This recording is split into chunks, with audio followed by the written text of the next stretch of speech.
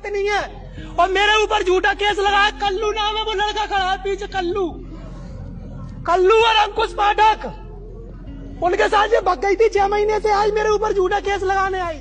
नंदिनी की कहानी तो खत्म हो गई। एक तरफ पति जिसने शक और गुस्से में पत्नी को गोलियों से भूना, दूसरी तरफ पत्नी जिसका अतीत रहस्यों और क्राइम से भरा हुआ था, और बीच में रह गई पुलिस, जिसे यह तय करना है कि असली गुनाहगार कौन है, ग्वालियर की नंदिनी का अतीत या अरविंद का जुनून। नमस्कार, मेरा नाम है गौरव जगताप और आप देखना शुरू कर चुके हैं अनकही। दरअसल ग्वालियर की सड़क पर दिन दहाड़े गोलियों की गड़गड़ाहट ने प्रदेश भर में सनसनी फैला दी। भीड़ सहमी थी क्योंकि एक पति ने अपनी ही पत्नी को बीच सड़क मौत के घाट उतार दिया। लेकिन ये सिर्फ एक हत्या नहीं थी, ये कहानी है धोखे, जुनून और खतरनाक अतीत की। ऑटो रिक्शा शहर की भीड़ में धीरे धीरे बढ़ रहा था। उस ऑटो में बैठी थी नंदिनी और उसके 2 कथित प्रेमी, लेकिन नंदिनी को अंदाजा नहीं था कि जिस ऑटो में वो बैठी थी उसके पीछे पीछे मौत चल रही है। जैसे ही अरविंद ने ऑटो को रोका, दोनों दोस्त कूदकर भाग निकले और सड़क पर शुरू हुई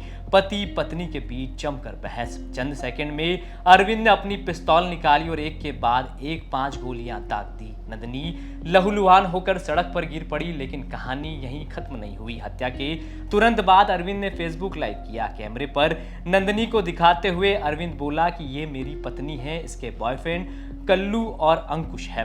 मेरी पत्नी है और मेरे ऊपर झूठा केस लगाया। कल्लू नाम है, वो लड़का खड़ा है पीछे, कल्लू और अंकुश पाठक, उनके साथ ये भग गई थी। 6 महीने से आई, मेरे ऊपर झूठा केस लगाने आई। इधर जिन 2 लड़कों के साथ नंदिनी ऑटो में थी, उसमें से एक युवक नंदिनी की हत्या के बाद भी वहीं छुपकर सब देख रहा था। उसने क्या कुछ कहा हमसे, एक बार सुनिए। हम एसपी ऑफिस साइबर क्राइम में आवेदन देके आ रहे थे क्योंकि अरविंद परिहार है जो झूठी पोस्ट कर रहा था। तो जैसे ही हम लौट रहे थे तो उसने हमें देख लिया। तो ऑटो में हम लोग बैठ रखे थे, तो ऑटो के पीछे आया। तो ऑटो के पीछे आते आते क्या हुआ, हमने भैया को बोला आप ऑटो मत रुको, आप चलो। तो उन्होंने दूसरी जगह ऑटो मोड़ दी, ये अपना रूप सिंह स्टेडियम के साइड। तो वो एक ऑटो से और पीछे आया। तो ऑटो जब एक साथ में जब आई तो वो हमारी ऑटो में उनको हाथ पकड़ के गिरा लिया। और तो उसके डर की वजह से ऑटो वाले ने, मैं ऑटो में बैठा था तो ऑटो वाला तेजी में निकल गया और सारे लड़के भाग गए थे। तो मैं बच गया, उसने मुझ पर ही फायरिंग करने की कोशिश की थी।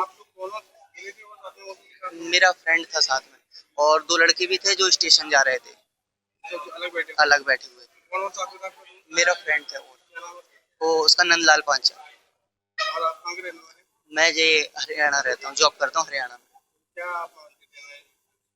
जी हम भाभी मानते थे। हाँ, फैमिली रहती थी, हमारी फैमिली के साथ रहते थे। वो बैग में लेके आया था, बैग में लेके आया था। जब उसने ऑटो जब एक साथ में लगी तो उसने निकाल लिया था। तो हाँ मेरे सामने मारी। उसने कम से कम 5 से 6 राउंड फायर किए। पुलिस ने जैसे जैसे जांच शुरू की, नंदिनी का अतीत खुलने लगा। पहली शादी गोटीराम केवट से, फिर दतिया के निमलेश जैन के साथ रहने लगी। लेकिन 2017 में उसी निमलेश की हत्या का आरोप नंदिनी और उसके बॉयफ्रेंड पर लगा। करीब 4.5 साल जेल में रही। जेल से छूटने के बाद नंदिनी ने कई रिश्ते बनाए, कभी छोटू, कभी फिरोज खान के साथ लिव इन में रही और फिर अरविंद से उसने शादी कर ली। लेकिन इसी शादी के पीछे भी तनाव, शक और अविश्वास का पहाड़ खड़ा था। 15 सितंबर की दोपहर ग्वालियर की सड़कों पर नंदिनी की कहानी का खूनी अंत हो गया। एक तरफ पति जिसने शक और गुस्से में हत्या कर दी, इधर नंदिनी के बीते अपराधों के कारण घर वाले भी उसकी लाश लेने से इनकार कर रहे थे। लेकिन पुलिस की समझाइश के बाद पिता का दिल पसीजा और उन्होंने अपनी बेटी का अंतिम संस्कार कराया। अब सवाल यह है कि एक तरफ पत्नी जिसका अतीत रहस्यों और अपराधों से भरा हुआ था और बीच में रह गई पुलिस, जिसे यह तय करना है कि असली गुनाहगार आखिर कौन है, नंदिनी का अतीत या अरविंद का शक। क्राइम से जुड़ी तमाम खबरों के लिए आप देखते रहें अनकही।